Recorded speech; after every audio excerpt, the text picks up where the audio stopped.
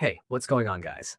So we finally got a clearer look at the next Assassin's Creed Black Flag Resynced update, and this one is basically Ubisoft stepping in to clean up a bunch of launch issues that players have been running into. And that matters, because this is the kind of patch that does not sound huge at first, but once you actually read through the list, you realize it touches a lot of the stuff people notice right away while playing.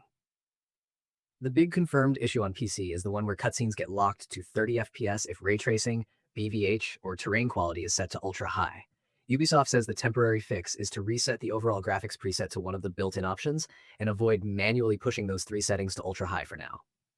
And look, that alone is the kind of thing players are going to feel immediately, because nothing pulls you out of a cinematic moment faster than the game suddenly deciding your cutscene should look half as smooth as the rest of the experience.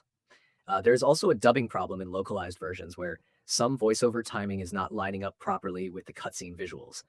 That is the sort of bug that does not always break the game, but it absolutely can make story scenes feel off, especially in a remake where presentation is doing a lot of the heavy lifting. Then you get into the list of open issues, and this is where the patch really starts to feel like it is aimed at tightening up the whole game rather than just fixing one or two things. For example, there is a stealth problem where the double assassination prompt may not appear near the first power keg during the Mark the Kings at the camp objective, which can make that section way more awkward than intended. There is also a whale encounter issue where the player might not be able to dodge the fatal humpback whale tail slap during harpooning, which sounds like one of those moments where the game just refuses to let you survive a mechanic that is probably supposed to be avoidable.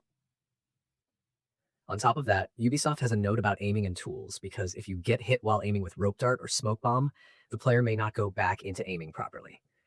That is one of those tiny combat bugs that can snowball into a really annoying fight, especially if you are trying to keep control of a crowd. There is also an issue where the player cannot fast travel out of Principe, which is the kind of thing that turns a normal map hop into a full-on headache. And if you open and close the save menu too quickly, you can apparently get stuck in the desynchronization screen, which is not exactly the kind of souvenir anyone wants from a save system. A few of these bugs are the sort that make you go, wait, that can happen?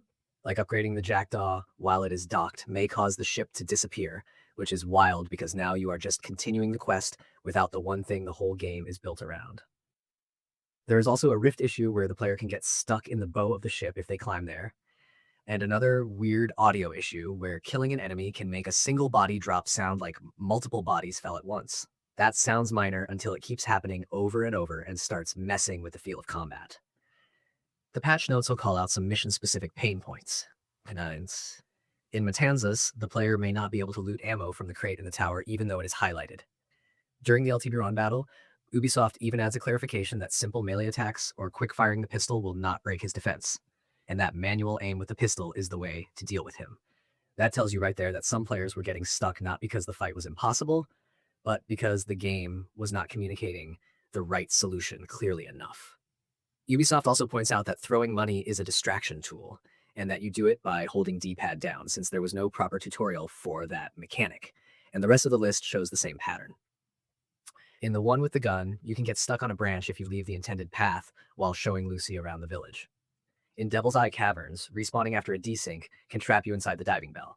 Enemies can also detect an out-of-range rope dart, which obviously undercuts stealth in a game that leans heavily on being sneaky. So the vibe here is pretty clear. This upcoming update is not trying to reinvent anything. It is trying to make the game behave like it should have from the start. It is smoothing out combat, cleaning up quest blockers, fixing strange edge case bugs, and making sure the remake actually feels polished when people are playing through it. And if that means fewer weird interruptions, fewer broken encounters, and fewer moments where the game fights back for the wrong reasons, then yeah, that is exactly the kind of patch people were hoping for.